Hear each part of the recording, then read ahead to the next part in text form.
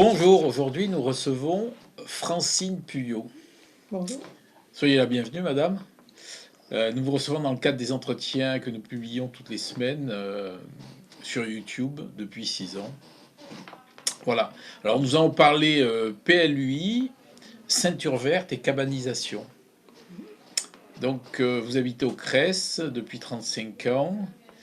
Vous faites partie de l'association des coquelicots, de sauvegarde de la biodiversité.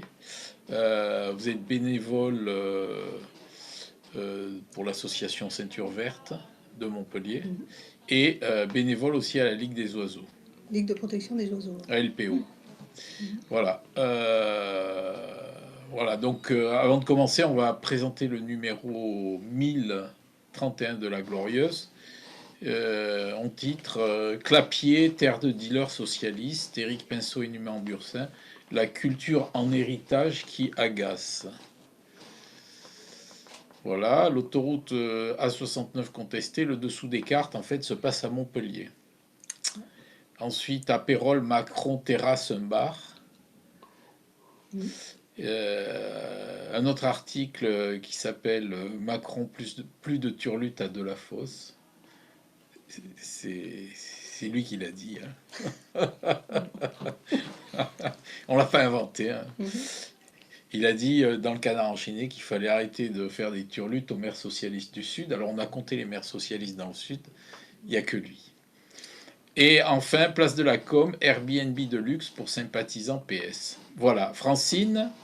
Donc on va commencer par le gros sujet d'actualité locale actuelle, c'est le PLUI. Donc vous avez assisté à la plupart des réunions PLUI. Quelle est la tendance ?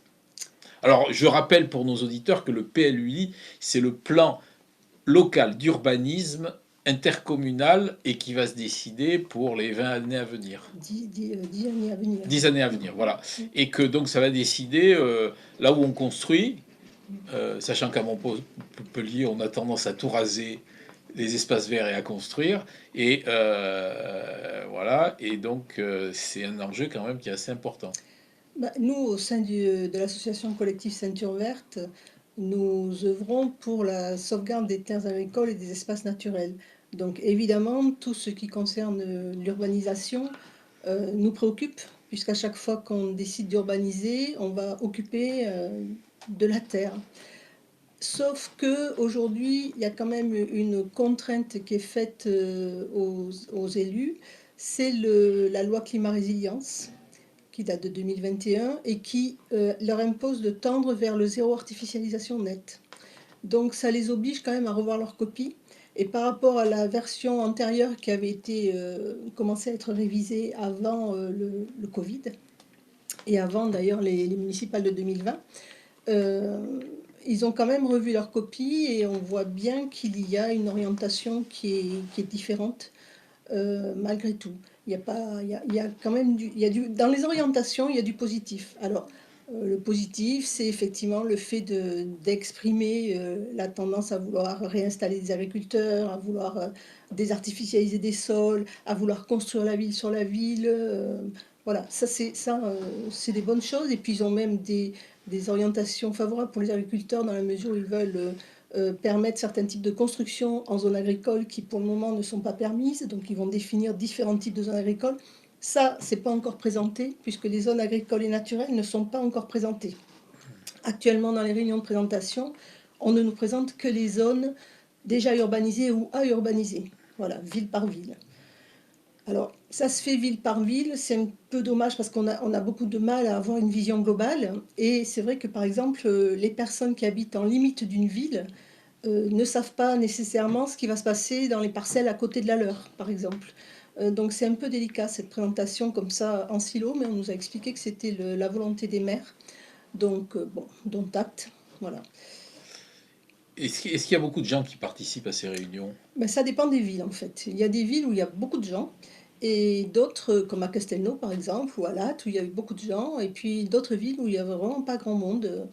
Je ne sais pas ce qui fait qu'ils viennent ou qu'ils ne viennent pas, c'est difficile à savoir. C'est peut-être que dans certaines villes, c'est un sujet.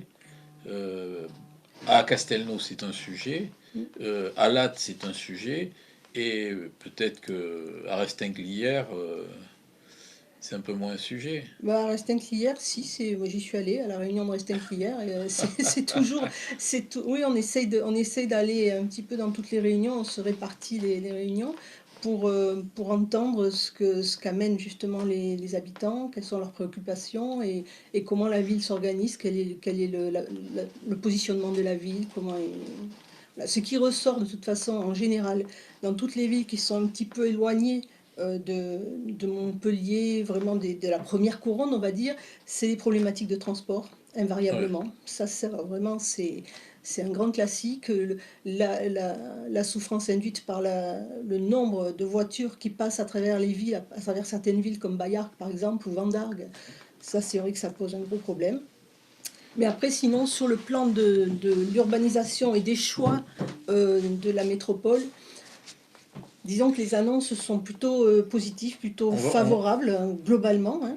On a quand même les annonces sont plutôt favorables parce qu'elles sont contraintes, donc ils vont réduire le niveau d'artificialisation. Ça, c'est plutôt une bonne nouvelle pour nous qui voulons justement préserver les terres, parce que le problème de l'agriculture, c'est de trouver des terres. Il y a dans la Chambre d'agriculture, actuellement, ils sont en train de réviser leur PADH, Hmm. le projet agricole départemental pour 2030. Et ils indiquent, par exemple, en matière de production de fruits et légumes, ils ont des personnes qui veulent s'installer. Ils ont 200 personnes qui veulent s'installer dans l'Hérault. Il faut leur trouver des terres. Voilà, parce que 95% des cas, ce sont des personnes qui s'installent hors cadre familial. Donc elles n'ont pas...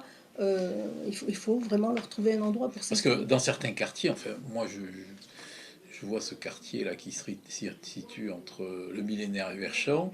On a construit de façon exponentielle. Mm. C'était des terrains qui étaient agricoles. Je crois j'ai interviewé il y a quelques jours là, Monsieur Corvézier là, Oui. euh, qui m'ont dit qu'il y avait un quartier de 3000 habitants quand même. C'est pas rien. Ah oui. Mm. C'est sur Castelnau. Voilà. Et là, voilà, c'est passé au travers des mailles là au niveau du PLUI ou C'était c'était. antérieur. C'est antérieur. Le PLU, il est en cours de Oui, révision. non, Donc mais l'ancien c'était PLUI, antérieur. il a laissé faire des choses comme ça. C'était le PLU et ils étaient quand même dans le cadre du SCOT, du schéma de cohérence territoriale. Donc voilà, ça s'inscrit là-dedans. Voilà. On peut pas, c'est difficile de tout, Parce que là, il y a de une tout bloquer. bétonisation à outrance, hein. Ah mais de toute façon, Castelnau, je crois que ils ont quand même la palme en la matière, quoi, hein. La Ça palme de c'est la clair. métropole. Alors, Peut-être. est-ce qu'on peut se fier aux gens qui sont aux réunions pour le PLUI? Est-ce que c'est un bon marqueur? Ou,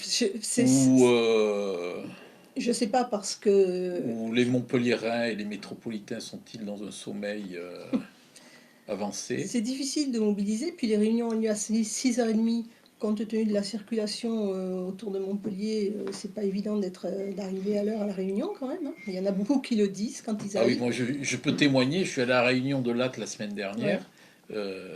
Pour faire le centre-ville Latte en voiture, c'était impossible. Ah Tout ben, était bloqué, ah hein. bah oui. Ouais. À 6 heures, Montpellier est bloqué partout. À partir de 4h30, ça commence. À l'entrée de Montpellier, là, le rond-point de Montpellier-Est, là, ça commence à se boucher vers 4h30. Donc, bon. Alors, quels sont les problèmes soulevés par les habitants? Vous avez évoqué le problème des transports. Est-ce qu'il y en a d'autres? Alors, la crainte des habitants, c'est justement en reconstruisant la ville sur la ville, des villas se retrouvent avec un immeuble à côté. Il y a un promoteur qui achète une villa, la villa des voisins, qui la rase et qui construit un immeuble. Ça, c'est une crainte qui est exprimée. On nous dit que justement, ce n'est pas ce qu'on va faire. Voilà, il y a plusieurs communes qui ont été très claires sur le sujet, qui vont limiter la hauteur des constructions, etc. Voilà. Après, il va y avoir aussi une obligation de laisser un pourcentage important, alors qui varie, hein, mais un pourcentage important de terres nues, non bâties du tout, non occupées, si vous voulez, dans les surfaces, dans les parcelles, pour justement prévenir le risque d'inondation, pour favoriser la biodiversité, etc. Ça va plutôt dans le bon sens. On nous a dit, mais si vous voulez, le problème, c'est que les documents qui sont actuellement disponibles sur le site ne sont pas les documents à jour. Voilà. Le PADD, le projet d'aménagement et de développement durable, qui est le socle en fait du PLUI, c'est celui de 2018. L'actuel, il est en cours de validation dans les différentes communes et de discussion au niveau métropolitain. Donc on l'a pas pour le moment. Le règlement, il est en cours d'élaboration. Le fichier qui est disponible, c'est un document de travail qui n'est pas finalisé. Bon, voilà. Est-ce qu'il y a des problématiques particulières des propriétaires fonciers Alors, que l'on peut retrouver un peu partout dans tous les villages ou même à ben, Montpellier? c'est ce que je vous disais, c'est-à-dire la crainte de ce qui va se passer à côté de chez eux, ce qui est bien naturel. Et puis aussi la crainte qu'il y ait des grosses constructions, des gros projets dans leur ville, parce que évidemment ça induit des véhicules supplémentaires, de la population supplémentaire. Parce que le maire nous a vendu la ville du quart d'heure, alors que les transports pourrissent notre vie. Alors bon, on a divisé par deux l'accessibilité du centre-ville en coupant toutes les avenues et en mettant des pistes cyclables. Donc déjà c'était pas bon, mais ça empirait. Ouais, bon, la ville du quart d'heure, nous c'est quelque chose qui nous convient relativement parce que c'est pas uniquement le quart d'heure de déplacement, c'est aussi le fait de trouver à proximité de chez soi, par exemple, des espaces verts. Et c'est quelque chose qui est très important Ouais. pour les citoyens, de pouvoir avoir des lieux de respiration, de pouvoir aller vers la nature quand ils en ont besoin, et sans prendre une voiture, quoi, pour aller se promener, faire du sport. Avec les enfants, enfin voilà, c'est un endroit de respiration. Et on l'a vu récemment parce qu'on organise des balades urbaines pour faire découvrir certains secteurs à Montpellier ou dans la métropole qui sont éventuellement à risque d'être urbanisés. Et récemment, on a organisé une balade sur le coteau de Malbosc sur lequel il y a un projet de ZAC, alors qui a été, d'après ce qu'on a compris, redimensionné, mais enfin on n'a pas tous les détails. Mais c'est vrai qu'on avait 135 personnes, je crois, qui sont venues et qui nous ont dit à quel point elles s'étaient approprié ce lieu et à quel point elles en profitaient, elles en bénéficiaient. C'est un endroit qui n'est pas construit, où vous avez des vieux amandiers, des pistachiers, enfin des arbres et puis une flore spontanée. Il y a même des ronces, mais ça c'est très bien pour la biodiversité, hein. Et voilà, ils nous ont expliqué, il y a un collectif qui s'est constitué par exemple pendant le confinement, des propriétaires de chiens qui se sont retrouvés là, parce que c'est pas dans le parc de Malbosc, donc il n'y a pas la même réglementation, donc là ils pouvaient laisser courir leurs chiens librement. Donc ils nous ont expliqué, on a bien senti à quel point ils s'étaient appropriés cet endroit et à quel point ils étaient inquiets du projet qui est annoncé. Euh, Bon, on n'a pas encore eu la réunion dans ce quartier, donc on va voir ce qui est présenté. On n'a pas toutes les informations, mais on parle de à peu près 15 hectares qui devraient être artificialisés, quoi. Et ça remue beaucoup, quoi. 15 hectares, c'est beaucoup. Ben, c'est pas mal. Bon, la ZAC de Malbosc, je pense, actuelle, je pense qu'elle fait à peu près 30 hectares. C'est une ZAC qui va être C'est construite. une ZAC, quoi. C'est un projet de ZAC. Oui, oui, mais qui date de la Que Malbosc, mandature c'est précédente. hyper minéralisé Ah ben déjà. c'est déjà, oui, c'est déjà très minéralisé. Et heureusement, ils ont la chance d'avoir le parc de Malbosc, qui est à proximité, le domaine d'eau, pas très loin. Le parc de Malbosc est très investi par les habitants du coin. On y voit en permanence des gens qui font, il y a des jardins partagés, et il y a des jardins ouvriers, et il y a des personnes qui vont y faire du sport, se balader, faire du vélo. Enfin, il y a tout le temps du Hmm. monde. Ouais, C'est ouais, vraiment un c'est endroit qui vrai. est très occupé. Et le coteau à côté aussi. Donc on est inquiet du devenir de cet endroit. Voilà. Alors, pourquoi selon vous les politiques ont lâché la bride des promoteurs là sur on parle de Malbosc, de Castelnau-le-Lez, bientôt sur Grabels où il va y avoir un truc énorme qui va être construit. Voilà.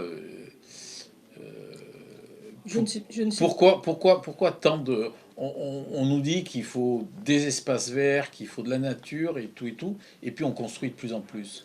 Bah, de toute façon, il y a une problématique démographique à Montpellier, hein, dans la métropole. On sait bien qu'il y a des habitants qui arrivent régulièrement et il faut les loger. Il y a aussi les habitants, pas les nouveaux arrivants, mais les habitants actuels de la métropole. Ben, il y en a qui se séparent, ça multiplie le besoin de logement par deux. Il y a plein de raisons qui font qu'on a besoin de nouveaux logements. Et ça, c'est un fait. Selon vous, il On faut peut pas. diminuer ou il faut continuer l'urbanisation? Alors, on ne peut pas poser la question comme ça. Je pense que tout dépend. de ce qui se passe au niveau des habitants, de la demande de logement. On ne peut pas repousser les gens sans cesse. Et il y a un manque, par exemple, de logements sociaux. On ne peut pas ne pas construire des logements sociaux, ça serait complètement injuste. Donc on ne peut pas dire ça. Par contre, le problème, le problème qui se pose, c'est quand ils utilisent des espaces vierges, c'est-à-dire quand ils vont construire sur des terres qui pourraient être utilisées pour de l'agriculture locale ou qui pourraient être laissées à l'état de nature pour simplement la vie naturelle, quoi. Et donc, c'est ça le problème. Après qu'on construise sur des endroits qui sont désertés, il y a des zones d'activité qui sont un peu en déshérence, où il n'y a plus du tout d'activité, ben pourquoi ne pas réinvestir ces endroits-là et construire à ces endroits-là. L'idée aussi qui nous est présentée, qui est intéressante et que avec laquelle nous sommes d'accord, c'est de la mixité, c'est-à-dire ne pas occuper une terre, ne pas sacrifier une terre pour mettre du logement et puis une autre terre pour mettre des bureaux. Essayons de croiser les deux. Parce que finalement, vous allez vous retrouver avec des bureaux qui vont être vides le soir et le week-end. Vous voyez, c'est un peu du gâchis, quoi. Voilà, alors votre association, la Ceinture Verte, regroupe euh, une vingtaine d'associations. 14 associations actuellement. 14, ouais. Dont voilà, SOS Les Environnements, Non au béton, des associations que nous avons reçues ici. Voilà. Ben, bon, l'association, elle s'est constituée parce qu'en 2017, au départ, c'était un collectif. En 2017, l'association Saint-Jean Environnement avait travaillé sur un projet de parc à l'ouest de Montpellier, de parc agricole et de parc naturel de 600 hectares. Ils avaient planché sur ce dossier et ils ont présenté ce projet. Et au cours de cette présentation, ben, les liens se sont noués avec les autres associations et ils se sont rendus compte que les autres associations avaient les mêmes problématiques et qu'elles aussi, elles travaillaient sur des projets. Et donc, il a été décidé de travailler ensemble en regardant l'ensemble de la métropole et on a déterminé qu'il y avait un potentiel énorme pour connecter les grands espaces encore non construits et utiliser un outil qui est un peu méconnu, qui est pourtant puissant, qui existe depuis 2005, c'est le PAEN. C'est-à-dire c'est un outil législatif du Code de l'urbanisme qui permet de définir un périmètre alors que je ne dis pas de bêtises, de préservation et de mise en valeur des espaces agricoles et naturels en zone périurbaine. Donc c'est quelque chose, c'est un dispositif qui peut être mis en œuvre par le département, par les métropoles. Donc typiquement, la métropole de Montpellier pourrait lancer ce dispositif et qui permet véritablement de figer une zone, un périmètre sur du long terme, sur 20 ans, 30 ans, enfin la durée que l'on souhaite, en déterminant un plan d'action, en mettant en place une animation, donc il y a un animateur ou une animatrice ou plusieurs qui vont vraiment gérer, chercher des financements, fédérer les propriétaires des parcelles concernées. Voilà. Et ça fait de ces périmètres des lieux qui ne peuvent pas ensuite être urbanisés. Donc nous, c'est vraiment ce que l'on prône. Donc depuis 2017, on a rencontré beaucoup d'élus de la métropole. On s'est rendu compte que c'est un dispositif qui est méconnu. Mais maintenant, on entend, et on a même rencontré d'ailleurs des élus hors métropole. Et on est allé voir ce qu'a fait la ville d'Agde, par exemple, parce qu'à Agde-Vias, ils ont fait un PAEN. Et donc, ce dispositif, pour nous, si vous voulez, c'est une façon de regarder les choses de l'autre côté. C'est-à-dire qu'au lieu de regarder, voyons, qu'est-ce qui est urbanisé, l'étalement urbain, etc., c'est de dire, ben, mettons en place déjà ça, c'est-à-dire qu'on fige les zones agricoles et naturelles et on les met à disposition des agriculteurs qui cherchent des parcelles et on met les moyens en place, comme Montpellier s'est engagé par le pacte de Milan, de développer l'agroécologie, une alimentation locale et durable. Voilà, on a les moyens, on a des terres autour de Montpellier, on a aussi de l'eau, encore un peu, on a des terres qui sont irrigables grâce aux Baronnes par exemple. Il faut se pencher vraiment sur ce sujet en priorité. Et une fois qu'on a figé tout ça, après on regarde ce qui reste et on voit comment on peut construire la ville sur la ville, arriver quand même à fonctionner avec ce qui reste. Mais la priorité dans ces temps d'urgence climatique, c'est quand même bien ça. C'est quand même bien de préserver ce qui est les terres libres, qui sont les terres, je veux dire, non bâties, qui sont des puits de carbone, qui vont permettre aussi aux vivants de prospérer et à la biodiversité de se multiplier pour notre bienfait à tous. Hein, c'est notre bien commun. Donc voilà, nous on prêche dans ce sens-là. Pourquoi les gens aujourd'hui sont-ils en souffrance lorsque des arbres sont abattus? Alors c'est un fait qui est scientifiquement démontré, hein, étudié, disons. Quand une personne a vécu toute sa vie avec un arbre dans sa rue, c'est ce que chantait Georges Brassens, hein, auprès de mon arbre, je vivais heureux. Cet arbre, il fait partie de son environnement, il a un effet sécurisant sur la personne, et le jour où on l'abat, ça crée un vide, ça crée une absence, et c'est une vraie douleur. C'est vraiment une vraie douleur. On a démontré aussi, par exemple, je crois que c'est l'hôpital de Nancy, les chercheurs ont montré que les patients dans un même service, les patients qui avaient des chambres avec vue sur le parc, restaient moins longtemps dans le service que les patients qui avaient des chambres avec vue sur le parking. Voilà.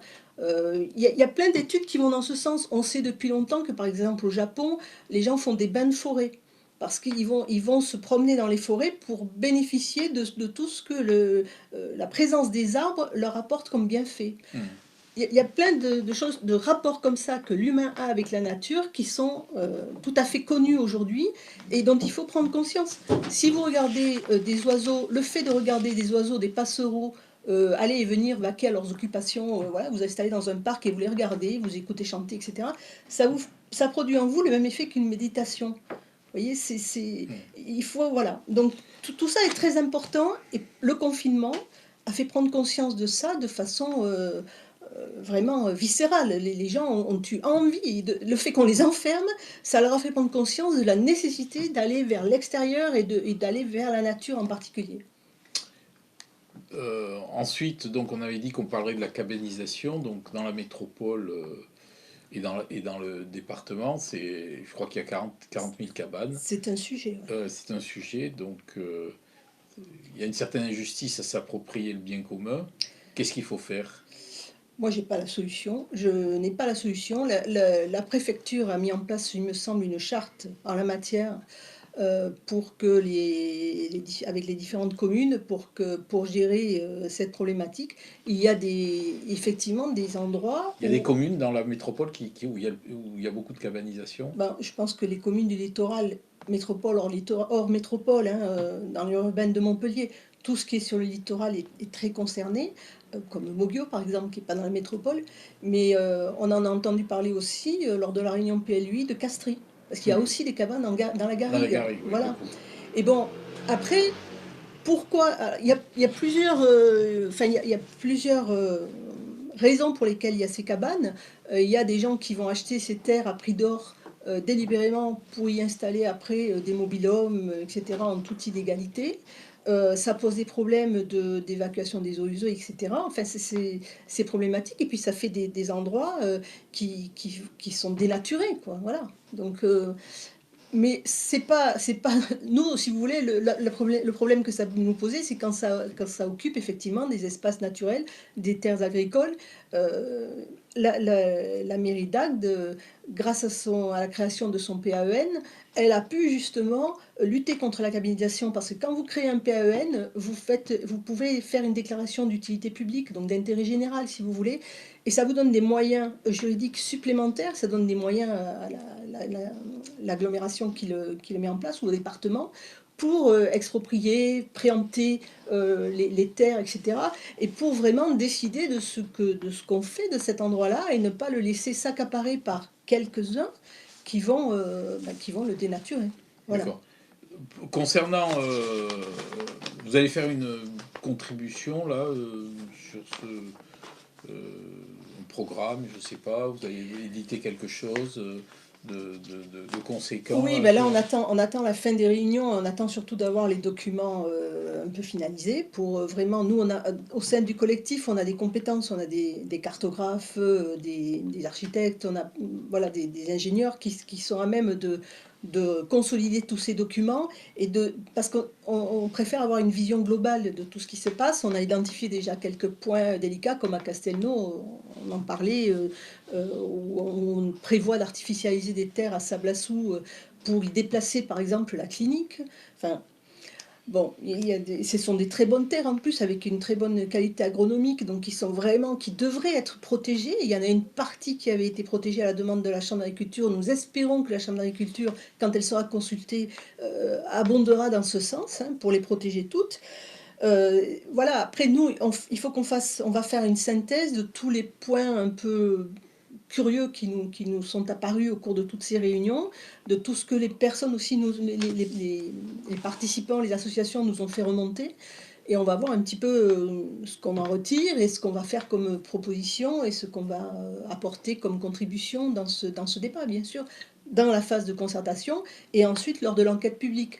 Mais il est très important lors de la phase de concertation que les habitants s'expriment, qu'ils envoient des mails. Il y a une page à cet effet sur le site de la métropole, parce que ça permet déjà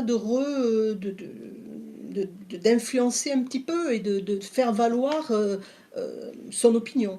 Donc ça, c'est important. Je ne sais pas si nous, on va se charger de diffuser l'information pour que les gens y aillent et contribuent, mais bon, je ne sais pas s'il y aura beaucoup de contributeurs. Je ne sais pas.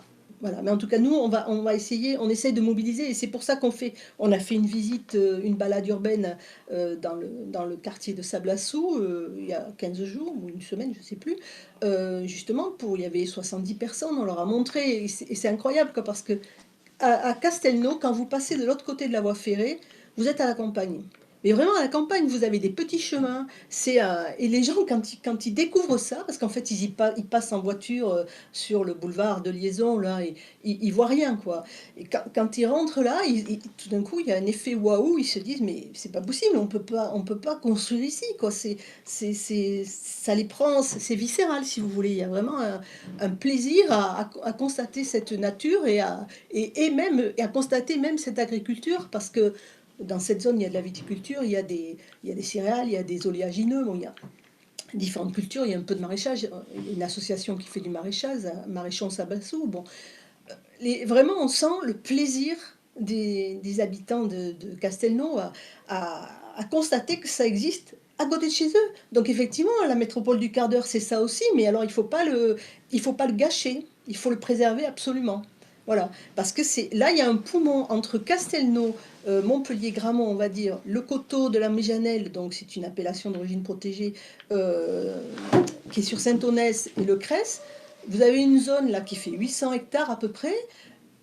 Typiquement, ça pourrait être un PAEN, quoi. C'est vraiment une zone, c'est un poumon vert qui est aux portes des villes, du Cresse, de Saint-Onès, de Castelnau, de Montpellier. Vraiment, on peut pas gâcher ça. Et c'est une zone qui est en danger, puisqu'il y a aussi un projet d'extension de la déviation est de Montpellier. Ce projet qui a, je crois, 30 ans, enfin, qui est dans les cartons depuis je ne sais combien de temps, et qui inquiète beaucoup les viticulteurs, en particulier de Saint-Onès, de cette Oui, je sais, appellation on en a Méjanel. beaucoup Voilà. parlé. On en Ouais, a beaucoup ouais, parlé, voilà. mais ça a été bloqué. À une époque, ça devait se débloquer. Ben, on en entend parler dans les réunions PLU, donc je ne sais pas pourquoi, mais on l'entend.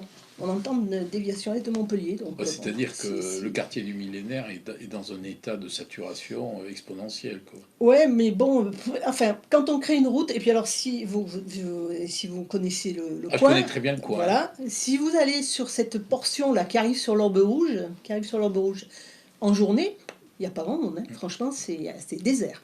Mais alors par contre, le soir, c'est bouché du rond-point de l'Orbe Rouge jusqu'au rond-point qui fait la jonction avec le boulevard Philippe Lamour. Voilà, sur deux fils, les voitures sont arrêtées. Donc ça résout quoi? Je veux dire, rajouter des routes, ça résout quoi? Voilà, c'est un phénomène qui est très bien connu, qui est scientifiquement démontré, c'est le phénomène du trafic induit. Donc on rajoute des routes, on rajoute du trafic. Mais ça résout rien du tout. Donc il faut peut-être sortir du cadre et réfléchir autrement, peut-être négocier avec des entreprises pour qu'elles changent les horaires d'arrivée et de départ de leurs employés. Enfin, il y a des choses à creuser dans ce sens-là, en tout cas pour les employés qui ne sont pas contraints par les horaires des écoles, des collèges, des lycées, bien sûr. Mais il y a peut-être quelque chose aussi à creuser de ce point de vue-là. Et puis le télétravail a aussi ouvert des possibilités de ne plus prendre sa voiture. Bon, voilà, d'ailleurs, le télétravail, ça fait partie aussi, il me semble bien, de la loi climat-résilience, le fait d'inciter les entreprises à mettre en place des journées de télétravail. Donc voilà, il faut pas se dire, ah ben il y a un problème de circulation, on va créer des routes. Je crois pas, enfin on est nombreux à penser que c'est pas une solution. D'accord. Voilà. Et Très on le bien. constate en plus. Voilà.